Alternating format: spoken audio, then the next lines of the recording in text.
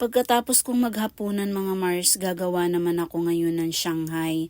Para alam mo na, madali ang luto ba, at least meron tayong dudukutin sa ref. Meron tayong Shanghai.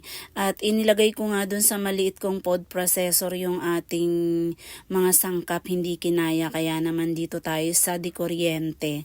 Para mas madali, ayan na nga ang ating mga sangkap, na grind na siya. Ito lang ang kasarapan talaga Mars pag may ganto kang gamit. At ayan na, nilagyan ko ng isang itlog, ginisa mix, at saka isang prime na oyster. Hindi po yan mga sponsor. At nilagyan ko rin ng sesame oil at nilagyan ko ng cheese, pampakreamy sa ating Shanghai. Naglagay din ako ng suka mga Mars para pangpatagal ng buhay ng ating Shanghai kasi wala tayong preservative na ilalagay dyan kundi yun lang ating suka.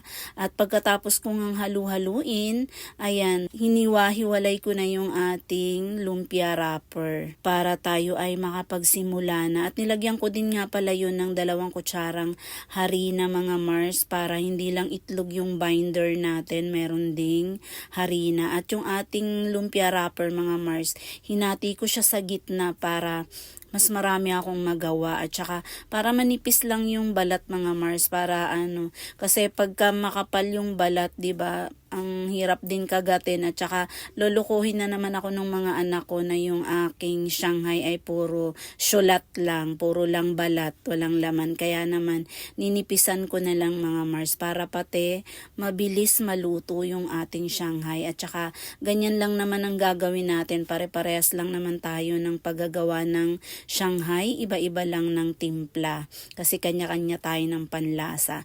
Yun lang mga Mars, pa-like and share ng aking video. Salamat, hanggang sa susunod.